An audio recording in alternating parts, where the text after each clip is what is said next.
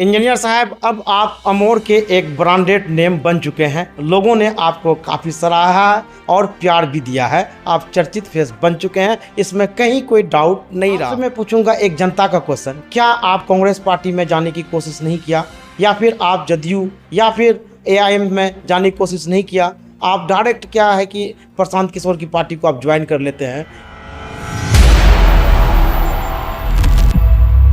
सच्चाई यही है कि मैं काफ़ी लंबे टाइम से एमआईएम के लिए काम किया था। लगभग 2014 से ही रेगुलरली एमआईएम के लिए हमने वोट भी मांगे थे, कहीं किसी से छुपा हुआ नहीं है। लेकिन अपने हक के लिए, अपने अधिकार के लिए हमने सबको वॉच किया। कांग्रेस को भी किया, आरजेडी को भी किया, एमआईएम को भी किया। लेकिन जब लगा कि एक जनस्वराज है, जो जैसे हम अमेरिका छोड़ के, अपना जॉब छोड़ के यहाँ अमौर की धरती के लिए लड़ रहे हैं, एक एक दिन लोगों के साथ काट रहे हैं। यहाँ कुछ लोग ऐसे हैं जो ये कहते हैं कि शायद महफूज पागल हो गया है कि अपना पूरी सुख चैन हर कुछ छोड़ करके अमौर में ये मिट्टी और धूल फांक रहे हैं।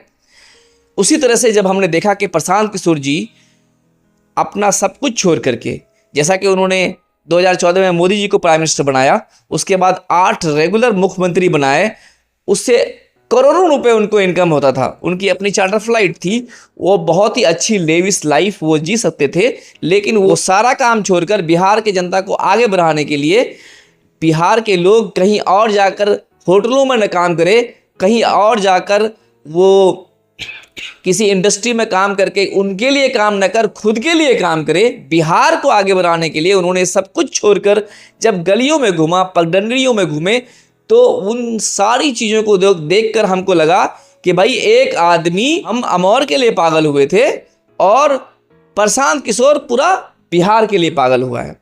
इसलिए हमने प्रशांत किशोर को ज्वाइन किया कि उनकी आइडियोलॉजीज एकदम जो हम जैसे सोचते हैं कि विकास होना चाहिए, बदलाव होना चाहिए। कभी जब भी आप एक आदमी को किसी गद्दी पे बैठा करके रखिएगा तो वो ऑटोक्रेट होगा, वो फिर आपका काम नहीं करेगा, वो अपना काम करेगा। तो प्रशांत किशोर यही कह रहा है कि हमारा हक, बिहार वासियों को बिहार का हक मिलना चाहिए। हमारे पैसे से गुजरात वाले फैक्ट्री न लगाए, फिर हमारे बच्चे ही गुजरात में जाए और वहाँ काम करें, उसको सेठ साहूकार बनाए और हम खुद मजदूरी रह जाएं। ये सिस्टम हमें चेंज करना है। वो फैक्ट्रियां बिहार में लगे, बिहार के बच्चे यहीं काम करें और खुद ही सेठ साहूकार बने। यही एक मोटो है जो जनस्वराज ने हमें अपने तरफ खींचा।